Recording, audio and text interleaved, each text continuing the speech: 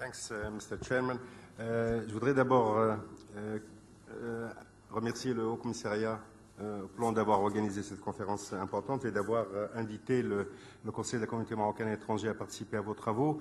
D'un mot pour nos invités étrangers, une courte présentation de cette institution qui est assez jeune puisque le Conseil de la communauté marocaine à l'étranger est une institution placée auprès de Sa Majesté le Roi, qui a été créée en décembre 2007 et qui est fondamentalement une institution consultative et de prospective.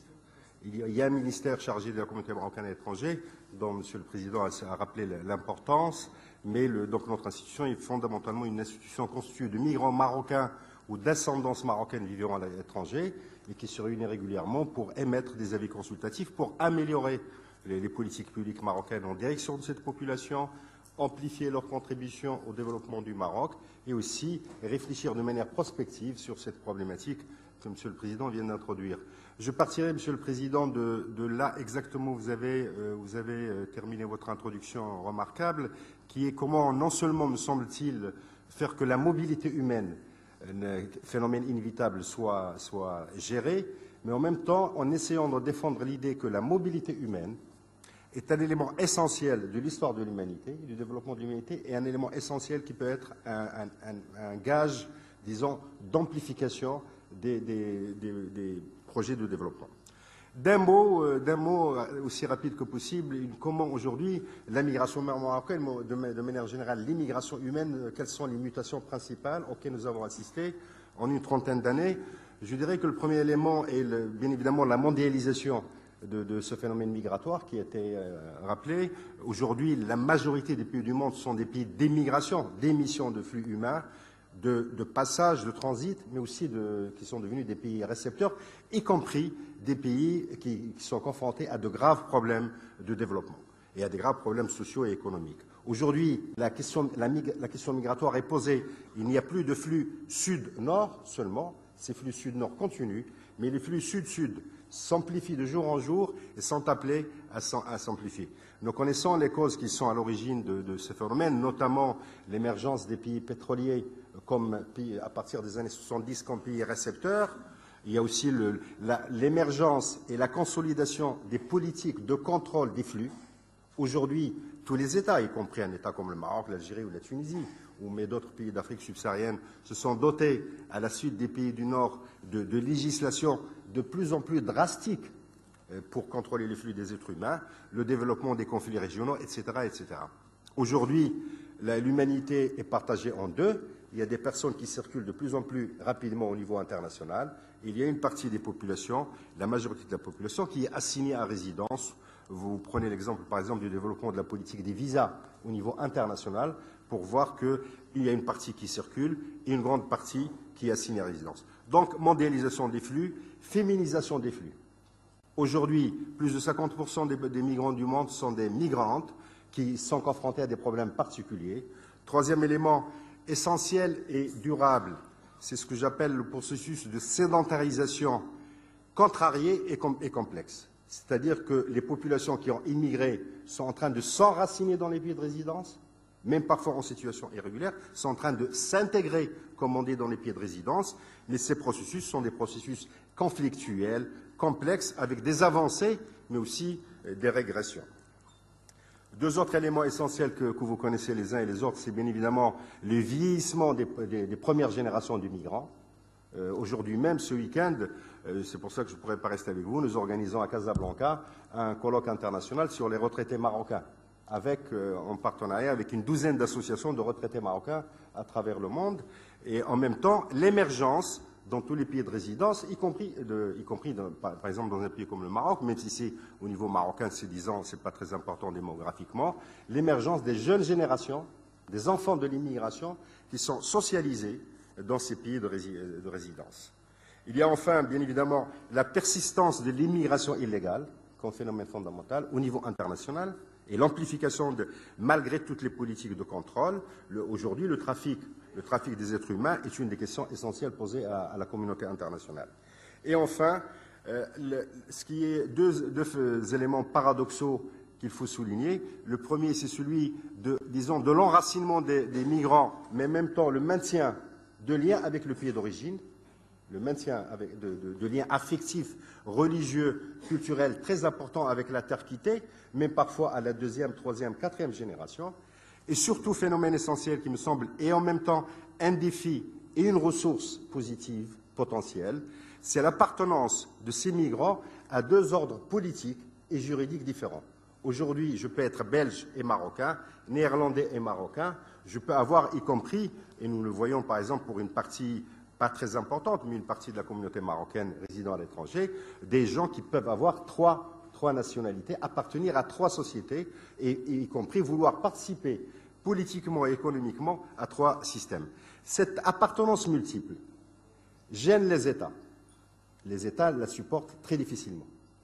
Et donc, elle peut être une source de conflit entre États, comme elle peut devenir une source, disons, d'enrichissement mutuel.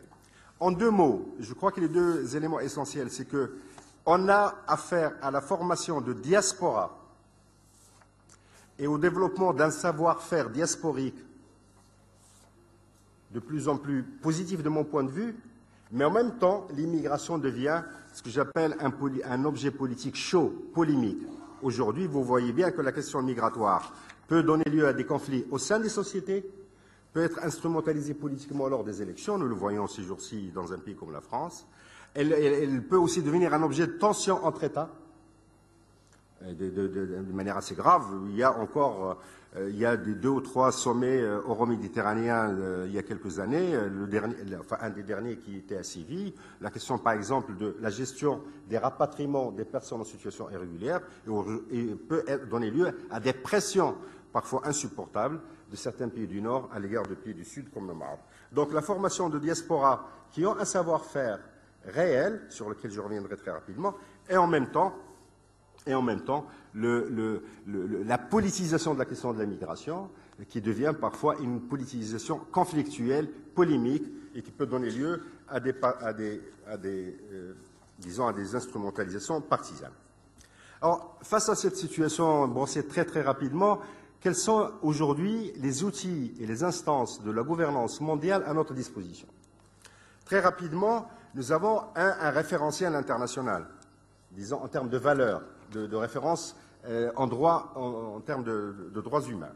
Il y a une convention internationale des Nations Unies des droits des migrants qui est entrée en vigueur, qui est donc l'instrument principal de gestion des migrations en termes de référence internationale reconnue. Une des questions essentielles qui est devant nous, c'est que cette convention internationale qui est en vigueur a été signée que par des pays du Sud.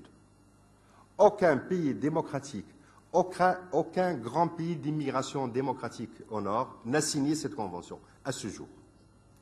Vous savez que comme chaque instrument international, disons, qui a été élaboré par la communauté internationale dans le cadre d'une approche universelle des droits de l'homme, l'instrument international existant en la matière n'est pas signé par les pays du Nord, et ce sont les pays du Sud, dont le Maroc et d'autres pays du Sud, qui l'ont signé.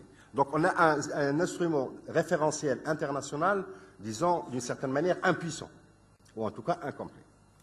Nous avons deux grandes instances qui sont le HCR, le Haut Commissariat aux réfugiés, et l'Organisation internationale des migrants, mais d'évidence, il y a un débat sur la question, est-ce que ces deux instruments peuvent permettre une gouvernance internationale de la question migratoire? D'évidence, le HCR est confronté à un certain nombre de difficultés, des difficultés financières, mais aussi la difficulté de gérer la transformation des flux de réfugiés, la nature même de l'asile politique, de la demande d'asile politique qui est en train de se transformer pour des tas de raisons sur lesquelles je n'ai pas le temps d'intervenir. En tout cas, il y a l'OIM, donc l'Organisation internationale des migrants, mais qui ne relève pas du système des Nations Unies, mais qui est une organisation intergouvernementale. Et il y a le HCR, le Haut Commissariat aux réfugiés, qui est confronté à un certain nombre de crises et de mutations. Et d'évidence, d'autres instances du système des Nations Unies pourraient jouer un rôle plus important et veulent le jouer, comme par exemple le Bureau international du travail. Troisième, instance et dynamique de gouvernance, c'est le dialogue de haut niveau initié par M. Kofi Annan, qui a démarré par l'élaboration d'un rapport qui a été soumis au secrétaire général, auquel avaient participé d'éminentes personnalités, dont M. González, et qui a initié une série de rencontres intergouvernementales la première à Bruxelles, la seconde à Manille l'année dernière et la prochaine à Athènes en novembre prochain. J'y reviendrai parce qu'elle peut être aussi un lieu, disons, d'amélioration de la gouvernance et régionale, sous-régionale et internationale. Et enfin, le développement de quelques enceintes plus ou moins formelles au niveau sous-régional. J'en prendrai deux exemples puisqu'elles nous concernent ici au Maroc et concernent les pays d'un certain nombre d'invités. Le dialogue 5+5, par exemple, qui réunit les ministres de l'Intérieur des 5 pays du Maghreb et ceux de la façade méridionale avec la France de l'Union européenne, ou par exemple le dialogue euro-africain qui a démarré avec la conférence de Rabat il y a 4 à 5 ans et qui pourrait être aussi une instance de régulation des flux entre l'Afrique subsaharienne, le Maghreb et l'Europe. Qu'est-ce que nous pourrions éventuellement, à titre de suggestion, et aussi rapidement que possible, imaginer comme, disons, piste d'amélioration? Je crois qu'il est possible de développer, disons, une action commune au niveau atlantique, puisque c'est l'objet de pour la gouvernance internationale. Je crois qu'il faut absolument qu'il y ait une action concertée pour la ratification universelle, je dis bien la ratification universelle, de la Convention protégeant les droits des migrants et de leurs familles des Nations Unies. Une action conjointe des États, disons, qui sont concernés par cette conférence pourrait aider à l'amélioration.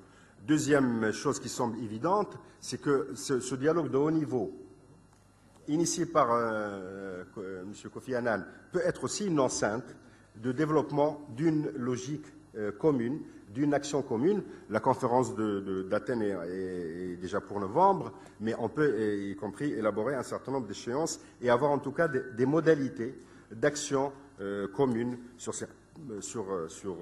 dans cette enceinte. Deuxième élément essentiel, c'est développer aussi des politiques de réseau entre les trois instances. Et je vais prendre un exemple puisque nous avons contribué à le créer. Vous savez qu'à l'image de notre Conseil, il y a des instances que les États mettent de plus en plus en place pour gérer leur diaspora. Il y a le Conseil des Espagnols à l'étranger, des Portugais à l'étranger, l'Assemblée des Français à l'étranger, le Conseil des Italiens, l'Institut des Mexicains de l'extérieur, etc., etc. Nous avons tenu ici, en mars dernier, la première conférence internationale des conseils et institutions de l'immigration, avec des organisations et institutions latino-américaines, européennes, d'Afrique subsaharienne et du Maghreb.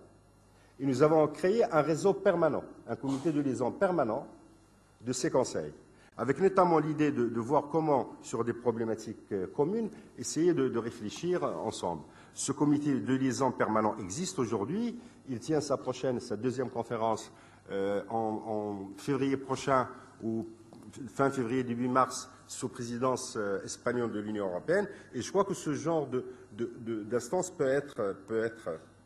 Enfin, il est clair, me semble-t-il, et ce sera mon mot de conclusion, que, disons, vu la transformation de la nature des flux migratoires, les flux migratoires ne sont plus des flux migratoires de l'ère fordiste, où des personnes d'un niveau, disons, culturel bas partaient pour la métallurgie, le bâtiment et, disons, les grandes industries de l'ère fordiste. Aujourd'hui, et notamment cela se révèle par ce qu'on appelle le brain drain, donc la fuite des cerveaux, aujourd'hui, un des phénomènes essentiels, c'est l'élévation du niveau culturel des migrants et la participation de tous les pays à la circulation internationale des élites professionnelles.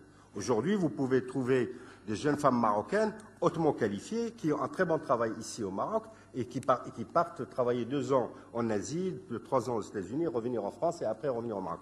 Donc, il y a d'évidence un potentiel de mobilisation de ce qu'on appelle les DSTE, les diasporas scientifiques, techniques et économiques, pour établir des partenariats entre leur pays de résidence et le pays d'origine. Il y a d'évidence des champs et des chantiers assez extraordinaires, assez énormes pour la mobilisation de ces compétences, si on accepte l'idée qu'il ne s'agit pas de retour définitif, me semble-t-il. Il faut réfléchir à la mobilité et la circulation plutôt que le retour définitif.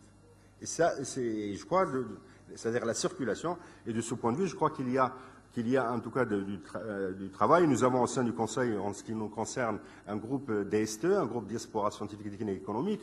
Je ne voudrais pas donner les détails, mais nous assistons au Maroc, en tout cas, à de plus en plus d'exemples de mobilisation des compétences marocaines à l'étranger disons, dans des projets de développement au Maroc et la négociation, l'élaboration de partenariats entre leurs pays de résidence, leur université de résidence, leurs laboratoires et des laboratoires marocains. Une des conditions pour cela, c'est d'accepter, me semble-t-il, la double appartenance. C'est d'accepter que ces personnes n'ont pas à choisir entre les deux filiations. Il faut que les États et les opinions publiques acceptent cette multi-appartenance. Et ce n'est pas évident. Nous le voyons, par exemple, dans plusieurs pays, comme les Pays-Bas ou la Belgique, lorsqu'il y a le débat politique sur l'immigration marocaine. Je vous remercie de votre patience, Monsieur le Président.